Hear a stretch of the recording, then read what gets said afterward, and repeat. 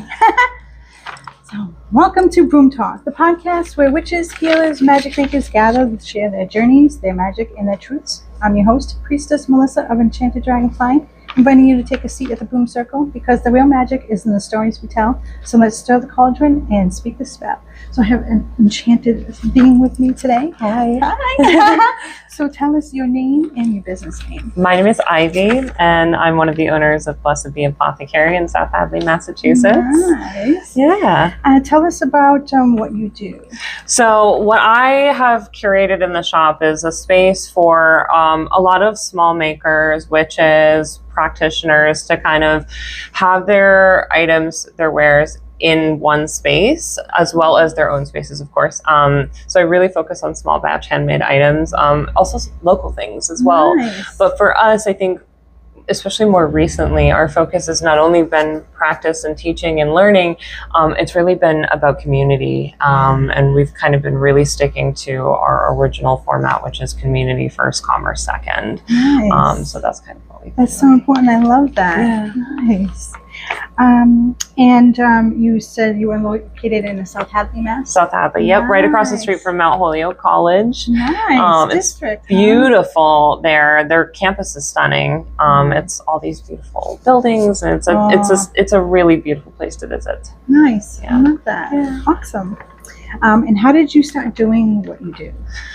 Oh, it's a very long, loaded answer to that question. I'll try to simplify it as best as I can, but I definitely have to bring up some like traumatic portions. Whatever you want to share. So I was in a very long-term relationship with someone for a long time. We're talking close to 10 years, and they were not a healthy person to be around. But one thing that I had started noticing with them is that they kept telling me that I wouldn't really amount to anything, that I wouldn't do anything. Like I just kept quitting jobs for whatever reason, which isn't true. COVID happened, and like everything kind of got messed up. And then there were some other instances where I was trying to try new things and feel them out and see if I liked them. It wasn't about wanting to bounce around. I was trying to figure myself out, and that's okay. Yeah, absolutely. So after hearing that from them, I was like, you know what? F you. I'm going to do it my way. And that's how the beat was born. It was kind of out of spite, but it was really something I'd already been doing for so long because I had been a practitioner. I started in my teens. So like I was kind of shocked, especially in my area, that there weren't as many shops as there are now, especially. Yeah. But like we needed something more. So that's why I wanted to create it. And when did you guys open? Oh, another weird long thing. story. COVID was the thing. So it was around COVID when I started doing everything and started signing the lease and stuff like that. And then lockdown happened. So we had to push it back. So I've been in brick and mortar since after COVID lockdown released. But I had been doing online sales, which obviously when no one knows who you are, it doesn't go anywhere. It's hard to be visible online. You would figure it would be the other way around. But it's so saturated. That's why. So you have to kind of keep your chin up with that kind of thing. True. So. That's true. Yeah. Nice. But sometimes things happen for you, not to you, right? Exactly. Yeah. Exactly. You need that little push sometimes that you may not have known you needed. Absolutely. Nice. And what type of practitioner would you say you are? Okay. Well, here's the thing. I, like many others, I'm very fond of the occult. So I try to acknowledge and learn as much as I possibly can absorb from every background that I can get my hands on. Obviously, there are close practices. That's not meant for my practice. Right. But learning about them is especially helpful in my circumstance because I have people from all over the world because of the college. I need to know these things so I can kind of guide them in their practice and like, oh, hey, this book was really great. I think you might like it. Or this thing I have for you. For me, I am just a tree hugging dirt worshiper. I love to protect nature. I am very much with the earth. Whatever that looks like, obviously I'm very moon driven, like many people. But like, I think my thing is really just connection with the energy of the space that we're given and trying to nurture it and protect it because so many are trying to destroy it. Yeah, so, it's true. Yeah. No, I remember you mentioning that part of what you guys do for the shop is help the bees. Yeah. Do you want to talk a little bit about that? So, Blessed Be as BE is kind of like how I describe as an aloha within practice, right? We say it a lot. And so I thought, why not a fun play on words? Because I grew up on a farm. I grew up on a flower farm, Right. and bees are integral to that. Yeah. And when the decline of bee population started hitting, it really hurt my heart because these are little babies. We love them. So I wanted to do something. So we decided to have some of our profits and, local donations go towards local honeybee conservation efforts. And we did that for the first 2.5 years of the shop, I believe. Nice. And then we did do a slight diversion. We paused that for a little bit. We've been working on a memorial fund for Half Hanged Mary. And so we're trying to get a memorial put up for her in Hadley. And so we're almost, I think, close to being at the goal for that. And then once that's completed, we're switching gears and going more towards lightning bugs because their population is declining now. And they're also nighttime pollinators. Nice. So it's really, again, just protecting history and the earth and things like that. So it's funny how the smallest little creature could be so important, make a huge impact on the world. Like literally, if bees stopped pollinating, we'd have a huge problem with the food supply that we have. I mean, there are other pollinators like bats and lightning bugs and moths, but you have to protect all of them to keep the integrity of the ecosystem. Yeah, absolutely. Well, I think that's wonderful. Thank you.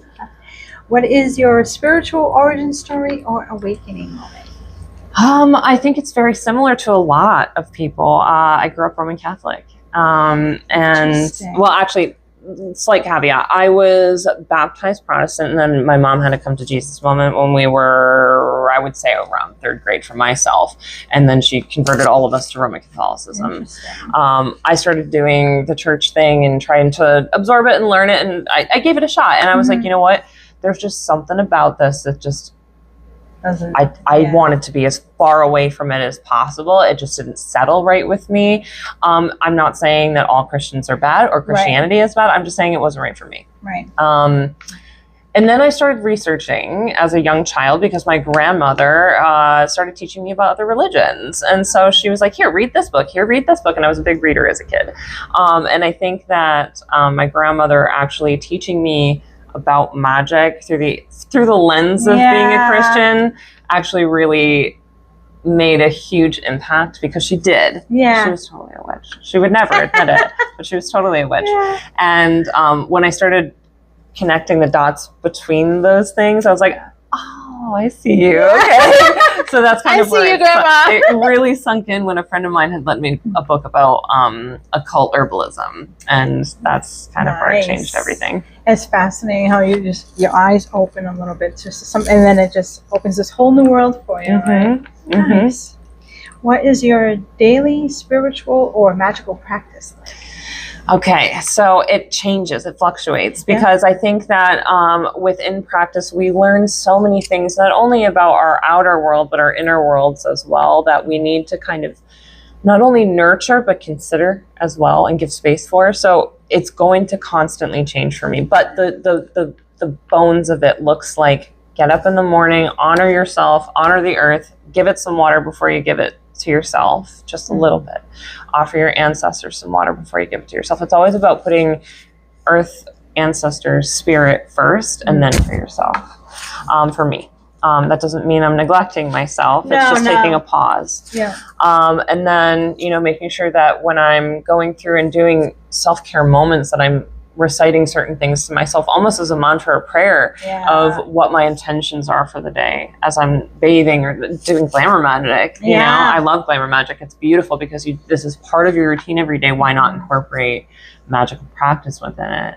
And then even down to the foods that we eat and things that we consume, down to media. It's very important that we recognize where we can put our magic in and pause where we need to pause. When it comes to actual sitting down at my altar daily practice, I have less been sitting at my altar, more been sitting with my partner. And we've been doing kind of a co-regulation meditation practice for a little while now, where we're meditating face to face and using each other's energy as kind of a cycle together to kind of create a cone and work with that. So I think it's been just more for us bringing more positivity and love into our home. Not that we don't love it and need it, but because the world around us is so angrily vibrational that we want to create good space at home. I totally understand that, and that can attach itself to you. As simple as going out to the store somewhere. Oh yeah, it's like many employers have this idea that you got to leave your stuff at home if you bring it into work. Same thing. You got to leave the world out in the world sometimes and have your home space be your sanctuary. Yeah. So that's one way that we've been kind of grounding together as a unit, and doing eye gazing together so that we can see our metamorphosis within each other. So it's a beautiful ceremony. Thank you. Thank you. Yeah, I think more people should do that. I think it would help relationships. It's not even just about helping relationships. It's about healthy co-regulation. It really, really is. Because especially when you can't physically communicate, your eyes and body can do the talking. So true. Yeah, interesting. That's cool. Thank you. Who or what inspires your path the most? Oh my gosh, there's so many things that inspire my path. The teachers that I've worked with, mostly, the people that I've met and the people that I work with throughout the year with different workshops or events and things like that. My friends are my heroes, truly. They are so inspiring, and my friends are, I hate to be that person, but my friends are so talented. I'm going to talk them up for a second. Sure. And I truly believe in surrounding yourself with the people that you look up to, because they make you want to do better and be better to your core. And not only exceed expectations of others, but exceed your own expectations and surprise yourself. And they're my biggest cheerleaders. So I think that is the most influential thing for me in my practice, is that the people that have been there for me since day one through this process, and then, or not even day one, the people that have just stuck by, even through hard times, or me being like, I'm so frustrated with this project. Do you guys have input? And we all kind of hash it out. So yeah. Good. It's important to have supportive peers for sure. Absolutely. Right?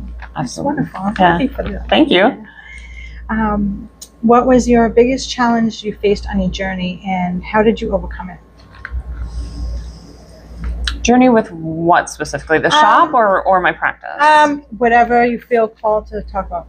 I think a little bit of both, actually. Sure. I think with my practice is, I think that the biggest lesson I've learned is that is absolutely, and I'm going to say this to everyone here, is absolutely okay to take a personal winter, even if it's not in winter. I had a really, really great conversation with Storm Fairy Wolf when I was having a really hard time with my practice and sitting at my altar because I was just burnt out. To be honest, being a shop owner is a lot. You wear a lot of hats. But we had a conversation, and that's something that he told me. And I was like, you know what, you're absolutely right. And I didn't consider that our bodies also experience the seasons, and it may not be aligned with the seasons that we have. So it's okay to have your personal winter and be okay with that and lay dormant so that the next seeds can grow. Oh, yeah. And then as far as the shop, I think the most difficult part of the shop has been, how do I word this in a way that makes sense? I think the most difficult thing has been to have conversations with people when they are very settled in their ways. Yes. Especially when it comes to close practices. It's a really hard thing to get people to hear you, number one. Yeah. But it's a hard thing to have people hear you, but also hear the calls of many other people that aren't even in the room. True. That's a good way to put it. Yeah. So it's especially as a white individual, I feel as though that if I don't use the platform that I have to say, hey, these things aren't meant for everybody, and it's okay that you don't have to practice these things. I'm going to do it because there have been so many people that have been marginalized and their platforms taken away for whatever reason of their background or ethnicity or sexual orientation, and so I have the privilege to have that platform. So I try to have these conversations as much as possible in an educational format rather than a pointed format. And it's been working really well, but not everyone wants to have their listening ears on. And again, that's okay if you're not ready to hear that information yet, but I highly consider people to think about it once they can absorb it. So wise words. Thank you. Yeah. What tools, methods, or spirits guide your work?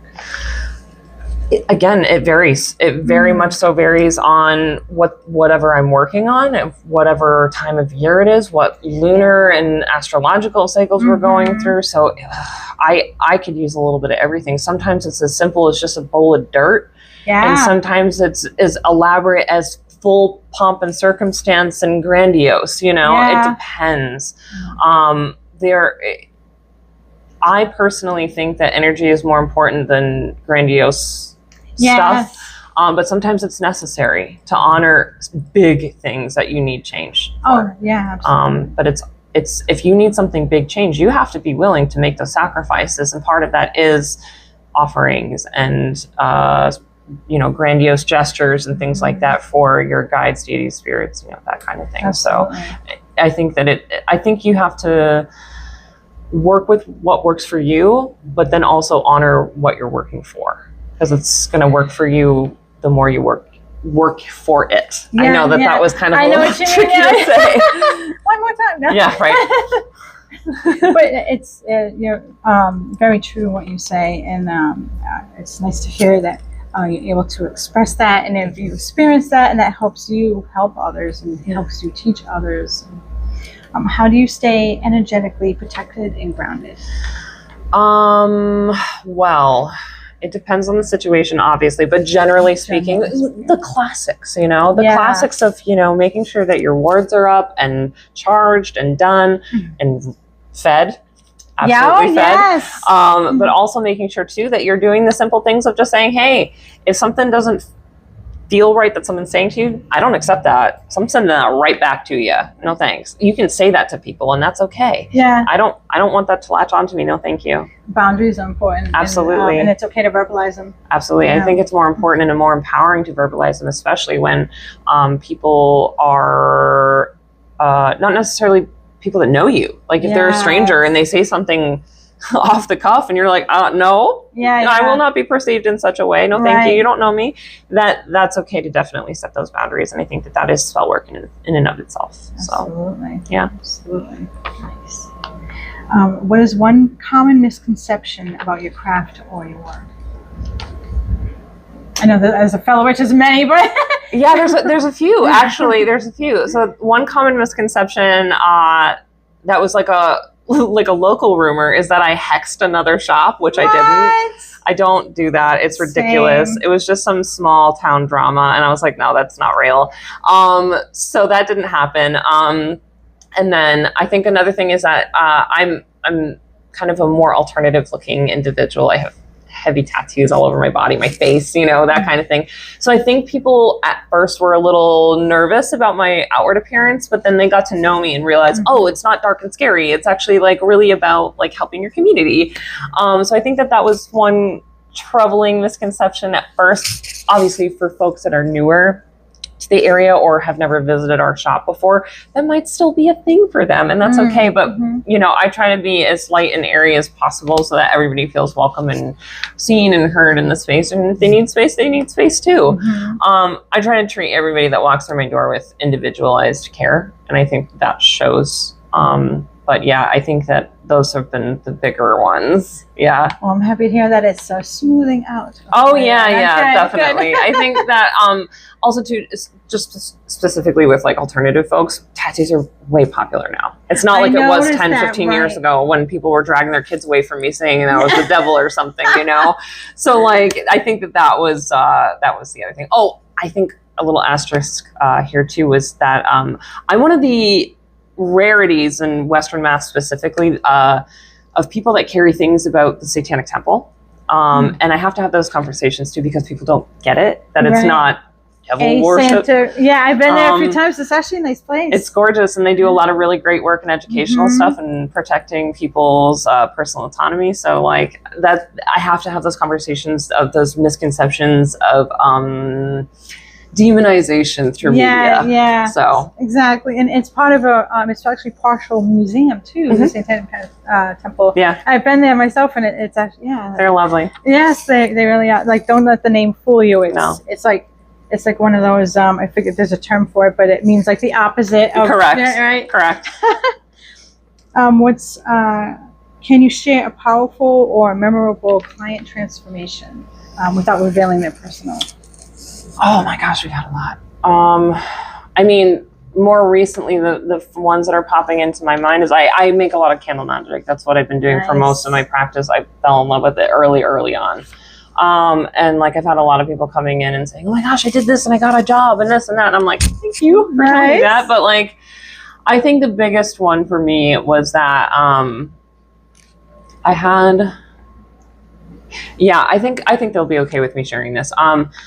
I had a couple come in that had a not so great experience in another group of practitioners, and they just were seeking more. And we sat down and had a really nice conversation for like a good hour and a half maybe. Right. And like they told me all of their things, all of their grievances of what they were experiencing versus what they were looking for. And I was like, so all of the things that you're looking for is actually what we do here.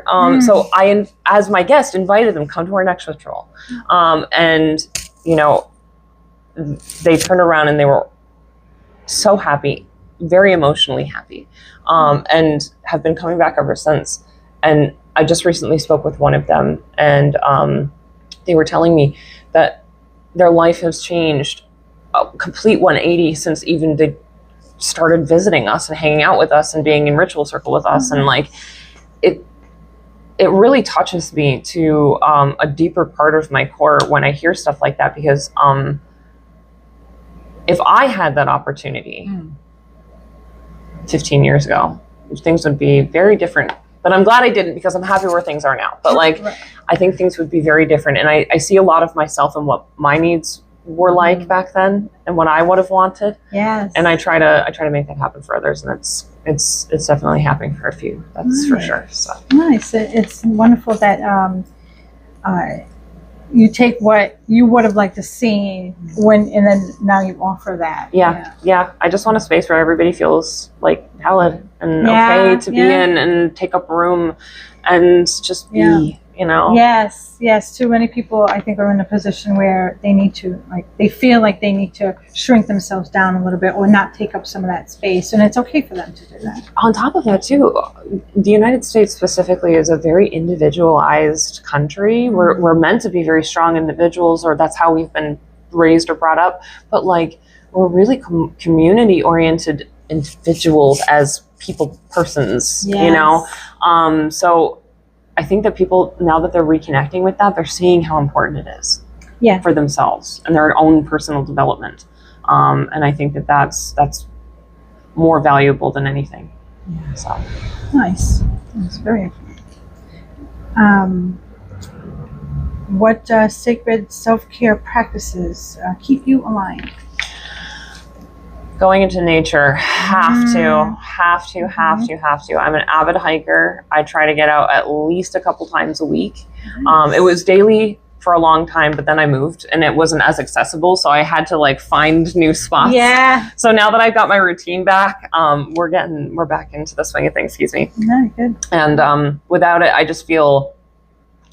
feel like my thoughts kind of bounce around my skull like it's an empty room and there's no landing point. So I just feel like I can't nail anything down without that. So nice. It's good to. It feels like you need the air of the space, and you're moving, and it just helps you do something with all of that energy and analyzing. And I go talk to the animals and the trees. And I love everything there is to do with nature. I'm always bugging my partner about oh, look at this plant. Oh, look at that plant.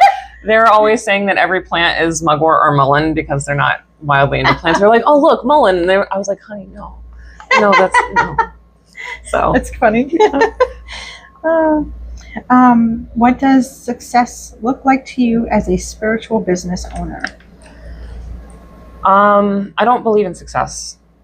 I don't believe in success because I think it's too limiting. I think that we are all successful at different things at different points in our life. I was successful at driving here today without getting stuck in traffic. You know? Small wins, right? Yeah, I think it's all about the small wins, but I don't believe in success because it's too defining, it's too narrowing, and there's a ceiling with it. So I think that being happy is more important. Interesting. Never thought about it that way. And every day that I'm happy, that is a good day. Yes, absolutely. It's important. Yeah. You're a wise woman. Thank you. Do you follow the moon, astrology, or Sabbath cycles in work? I probably already know the answer to that. A lot of it. Yeah. A lot of it, if not all of it. I try to honor like the Sabbaths and everything for others. I don't necessarily follow them for myself. Mhm. I'm more with weather and astrology and moon cycles and things like that. I'm more about that. But it's also what I'm working on in my personal studies too, because I am a big believer in continuing education. I have done a year and a day 12 times over, you know. It's like, it's crazy. I've been practicing since I was 15 years old, avidly. And I'm 36 this year. Nice. And so even just this last year, I'm about to finish another year and a day of a very deep shamanic priestess practice. Nice. And the things that I've even learned in the past year have changed my practice entirely. Nice. So it's constantly evolving and fluctuating. So Always be a student. For always sure. be a student. I always say that. It's so important. What's something you wish more people knew about energy work, divination, rituals? Oh my gosh. This is something that I've had so many conversations about this week alone. Everybody can do it. Yes. Everybody has the capability hardwired into their DNA to do energy work, to work with their own inner temple, outer temple, whatever they want to work with, spirits, guides, whatever you want to call it. Everyone can do it. Everybody has the same complaint too. I can't get my mind to get quiet. It's like working out. It's a muscle. You have to flex it. You have to work it out. You have to practice, which is why it's called a practice. And you need good foundations. Yes. If you don't have people that are going to teach you good foundations, you're just going to probably stagnate after a little while. Again, another reason why being a constant student is super important, because if one way doesn't work, find a new way. There's always going to be a way that works somehow, some way. So that's why in ritual, I try to vary it so that the ways that work for the group that I know what ways work for certain people. Because we've gotten familiar with a lot of the folks that come in. So like, if I have someone new, I'm going to say something along the lines of, hey, this is what we were planning on doing. Is there any other techniques that you know may or may not work for you? And just do a check-in. Yeah. So, yeah. Interesting. And if they don't know, we just show them all. Right? Yeah. I'm going to show you everything. Yeah. Nice. What is, if you could give one piece of advice to someone just starting their path, what would it be? Do not put too much pressure on yourself to know everything. If you make mistakes, that's okay, because that's how you learn. Yes. Don't be afraid to try stuff because you're scared of it. I think that people get scared of certain things because they're like, I don't know what the reverberation of this is going to be, or they think about the threefold rule or whatever. Just try it. Just see how it goes and adjust it from there. You can always fix mistakes. You can always fix mistakes as long as you're trying not to put ill will or harm out intentionally. Right. You can fix it. Yeah. You know? Yeah, absolutely. So nice. Good advice. thank you.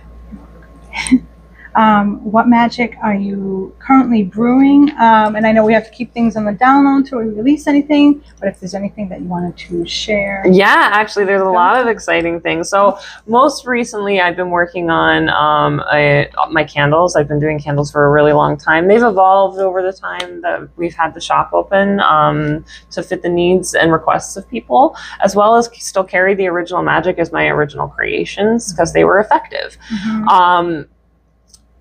We're re-releasing one of our most popular candles from the original series, which is called Hexbreaker.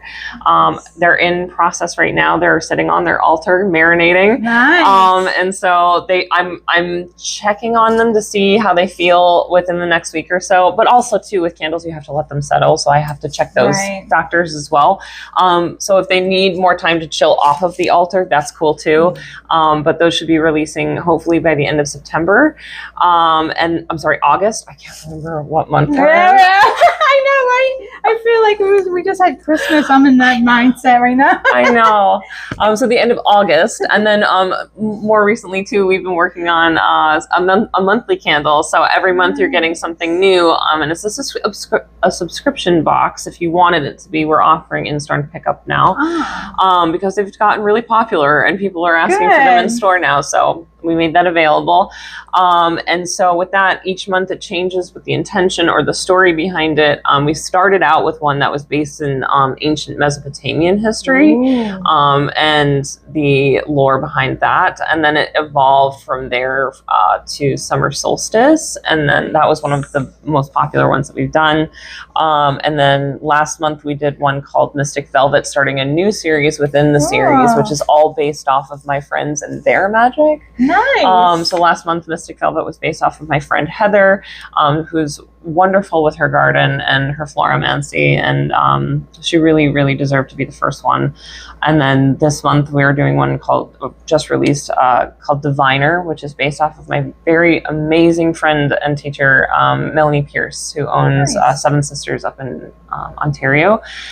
And this is based off of the last year and a day we've spent together in this container, and the magic that she's taught me to bring into my own practice. September is actually based off of yours truly for my birthday. Nice. And then October is going to be one based off of music. So nice. Yeah, it's going to be really cool. Awesome. And are you a Virgo? No, I'm actually, I'm so Libra. I have Libra everywhere on my chart. Love you. I'm littered with Libra. That's awesome. I'm a Virgo, but it's right on the cusp. I love that. Thank you. So that was my next question. What is your sun, moon, and rising sign? I'm super Libra all over the charts, but I'm kind of screwed because I'm a double Libra Scorpio. Feisty. Love it. I know. I'm very diplomatic, but when my heat gets going, oh my gosh, it's gone. So love it. Yeah. Nice. Do you have a favorite crystal, herb, or tool that you work with? I like poisonous plants a lot. Nice. I like working with belladonna stuff. Yeah, I like working with all the nightshade plants. I like working with you. I like working with well, actually, I have a reaction to it, and a lot of people can. Mullein. I love working with mullein. It's more contact dermatitis though. I like working with mugwort and wormwood. Queen Anne's lace has been a favorite lately. And then you said crystal. That was the other one, crystal? Crystal or tool. Lately, I've been really into Vivianite. Interesting. Yep, and I love working with natural tools. I like making my own tools. So, for example, I have witches runes that I made, not like Elder Futhark runes. I don't like working with Elder Futhark runes because they don't like to work with me. So I made witches runes out of deer antler shed that I found. So I just took it on the saw and made little pucks out of them and burned them myself. So that's primarily what I like to do, is make things off of the things that I find or gifted to me from the land. So nice. Love that, especially when you find feathers. That's one of my I'm a big feather girly. I have feathers all over my house. Nice. Love it. What is your magical nickname or archetype you resonate with, if you have one? Actually, my legal name is Ivy, and that is it. Because that's not my birth name. I changed my name legally because I never really felt aligned with my birth name. Most people didn't even call me my birth name anyway, so I was like, what's the point? So I ended up having a really great conversation with my best friend Jill, and I was like, dude, I want to change my name. You got any ideas? Because I'm stuck. I had been thinking about it for years. And she was like, well, what about this, what about that? And she's like, what about Ivy? And so we tried it on for a little while, and it stuck. And I was like, I really love this, so I changed it. And if it's vibing with you, and it's, you get that connection, then that's you. Yeah, it's resilient, and it grows through the cracks and the crevices and finds a way no matter what is in the path. So nice. Now for some fun questions. Sure. Tea or tincture? Tea or tincture? Oh, tea. Nice. Yep. Tarot or runes? Tarot. Cauldron or candle? Candle. Nice. If your spirit guide had a voice, what would it sound like? Probably very ethereal and dreamy. Almost like otherworldly. Oh, I like that one. Is Like echoey, almost like alien-esque, probably. Otherworldly. Yeah. Nice. And do you have any pets? I do. I have 2 cats and a dog. My dog Daisy's often with me at the shop. Aww. She's a sweetie. Everybody loves her. I have people that come into the shop and just come to visit her, and I'm like, what kind of dog is she? she's an Australian Kelpie. Aww. She's so sweet. She's basically the mayor. Yeah. Like everybody just loves her. She's just like the best dog I've ever had in my life. Aww. And I've had some dogs. You know, I had a Rottweiler named Sarah for a really long time, and Daisy had some big shoes to fill with her. Yeah. And I'm very fond of her. Aww, I'm very fond of her. Good. Yeah. And how old are your cats? So my cat Luna is 14, Thora is 12, and Daisy is 11. Oh, nice. So that was all the questions I have for you. Yeah. Was there anything you wanted to add? Yes, actually, there's a couple of things that I wanted to add. First things first, we do have a free pantry available at my shop as long as we're open. We're also going to be doing like a coat exchange in the winter time. So I have a nice clothing rack where people can donate coats or just take them if they need.